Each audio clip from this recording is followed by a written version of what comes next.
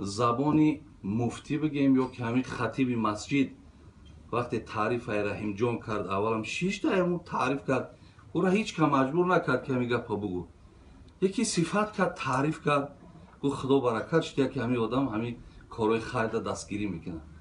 мо ҳам бародарои азиз ҳамеша дар ҳаққи ин хел инсонҳо ҳамеша дуо гӯем ки аллоҳи ҷамиъ офатҳо нигаҳбоншон бошад. худои меҳрубон боз ҳам ғайратҳошонро зиёд кунад, бедарду беғамшон кунад.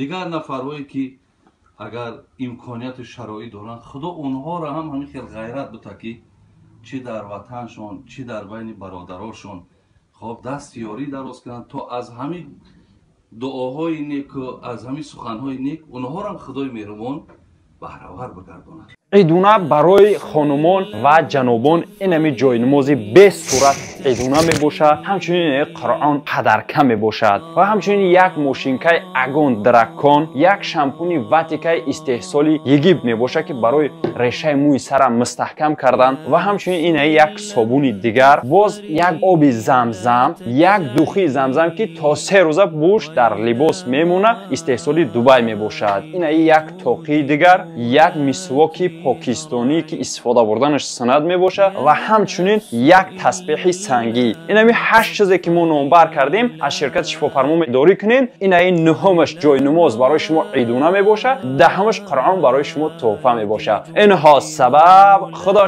شفافرما هم راز شما. السلام علیکم و رحمت الله و برکاته.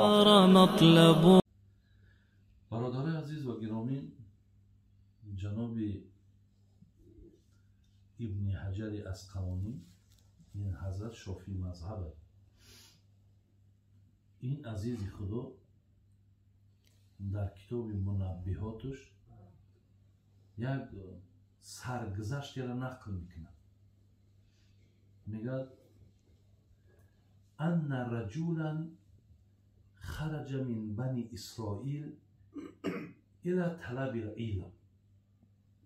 یک نفری میگه از زمانهای اکو بنی اسرائیل، او از مثال بگیم همو اسرائیل امروزه ای همو جا حکایه میکنه از دوره های پیامبرهای همو زمان.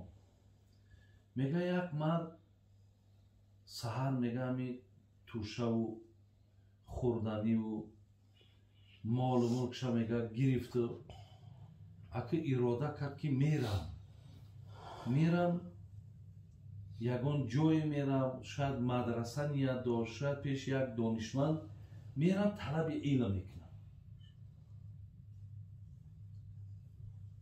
میگه فبعث الیه فاتاه. بعد میگه الله مهربان پیغمبر همون زمانه را نزدش روان کرد و سپارش هم داد که با همین نفری که در طلب علم می روه با او همین سخنها را برسان. بعد میگه آمد و پیامبر آمد و پیش راهش گرفت. فقال یا بنیه، ای فرزند من، اینی اعیذک بثلاث خصال فیها علم الاولین و الاخرین. گفت بچه من آگاهی پیدا کردم که خودت کدام شهر دیگه میره، کدام منطقه دیگه میره و مقصد طلب علمه. چرا کاری نه؟ زیرا طلب علم فرضه، باید بچم از علم آگاهی داشته باشی. لیکن من سپارش گرفته گیرم که ترا باید به 3 چیز مصلحت بتون. اگر همین 3 چیز گوش کو بچه جانم، بعد این راه سفید الله حفظت کنه، مرحمت. این جوانم که پیامبر پیش بیا گوش نمیکنی. گفت جان فدا قبض حضرت. گفت یکم خف الله فی السر و العلانیه. یکم بچم خواب پسی پرده باشی، خواه بیرون از پرده باشی، خواه بگیم درونی خانه باشی، خواه در کوچه باشی، خواه چشم مردم پنهان باشی، خواه در نظر مردم باشی، در همه جا از الله بترس. الله ترسی تو فقط در چشم مردم نباشه، در پنهانی هم از الله بترس و در آشکارا هم از الله بترس.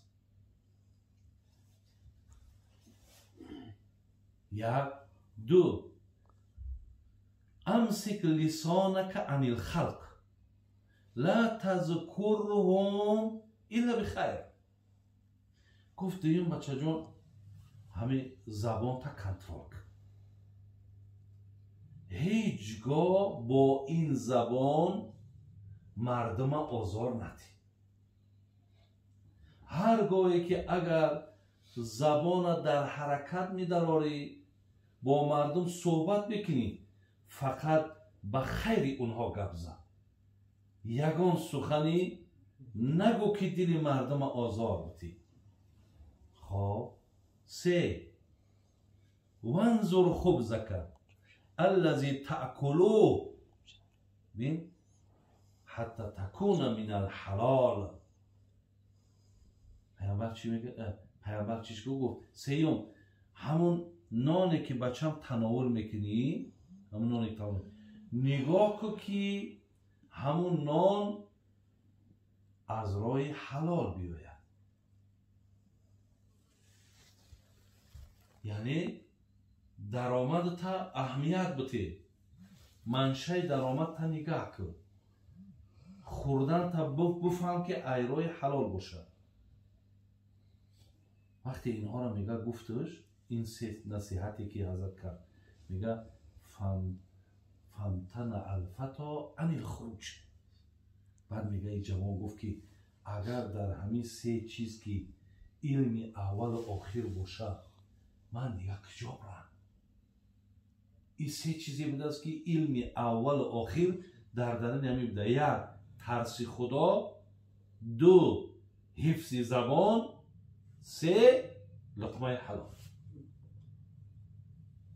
علم اول و آخر همین.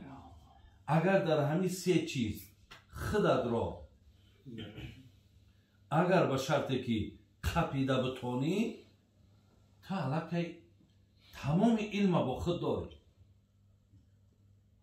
برادرای عزیز و گرامی، ما وقتی که گپ سر ترس خدا می رویم، گپ سر ترس خدا می رویم، سر همه کارهای خیر ترس خدا هست. ولی برادر ما بابای شما گفتن اگر همون برادرها از خدا بترسن، هیچگاه خانومشه زنشه حقارت نمیکنن. این نترسیدنی از الله هست. در دوره حضرت عمر، برادر عزیز، حضرت عمر یک عادت داشت، کوچه به کوچه میگشت، اهمیت میداد. میگه بناگاه یک نزدی میگه همین تریزه آمد، دید که در درون یک مادر با دخترش بحث و مناظره دارن. نزدیک آمد گوش که چی میگه. مادر میگه دختر گفته سه بچه آخی این قره دراز میره، یک لیتر شیر آخی هیچی مبلغی نداره، با این قدر مهنتی تو هم موافق نمیشود، یک لیترک آوش بریز و جان من میدم. من مثال در جای 10 سون 20 سون کار میکنیم گنده.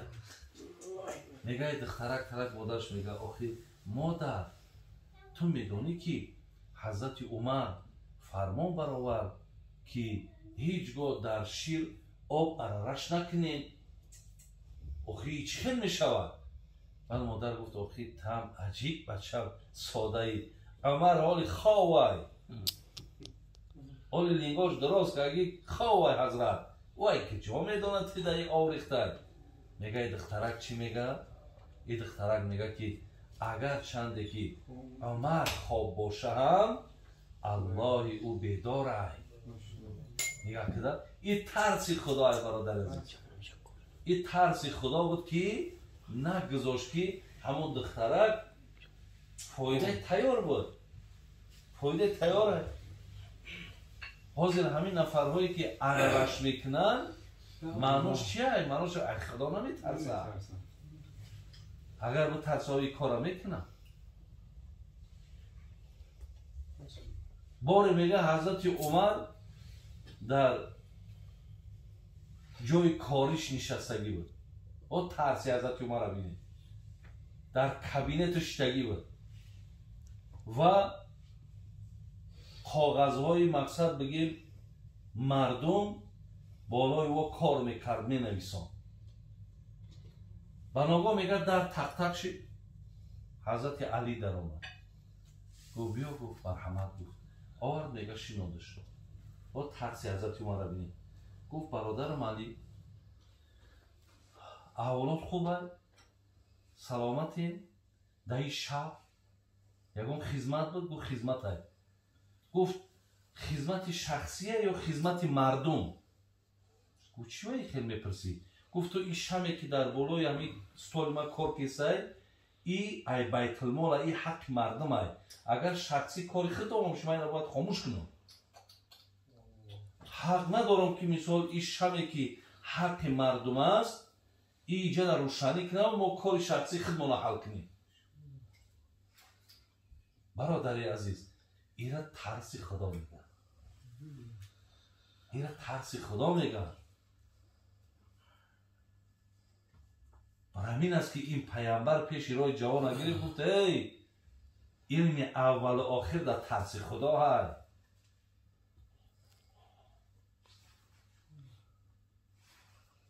حضرت ابوبکر صدیق الحمدلله همه تا میشناسیم. ولی ببینید حضرت چی میگفت؟ ابوبکر که برادر عزیز پیامبر گرامی گفت لو وزن ایمان ابی بکر مع ایمانهم لرجح ایمان ابی بکر. اگر اعتقاد، اخلاص، محبت، دینی و ایمان ابوبکر من در یک پله ترازو مانم و ایمان، عقیده و محبت شما امتام در پله دیگر بمانم، هر آینه ایمان ابوبکر سنگین‌تر و وزنی‌تر از ایمان همتونه. ببینید ابوبکر که پیامبر نازنین میگه خرج رسول الله صلی الله علیه و سلم من بین عمر و ابوبکر فقال هکذا نبعث. میگه این پرکشت ابوبکر بود، این پرکشت عمر بود. میگه دستاشون قپید گفت که روز قیامت ما همین خیلی بلند میشیم. اول به این درجه ابوبکر صدیق بینید. ابوبکر که وقتی پرسیدش که ای الناس احب الیک، ای حضرت پیامبر اکرم از همه در بیشتر کی را دوست می‌داری؟ پیامبر پرسیدن. فقال عایشه. عایشه را گفت یا رسول الله من الرجال، ما از مردکا گفته از زنکانه، گفت ابوها ابوبکر دوست می‌دارم.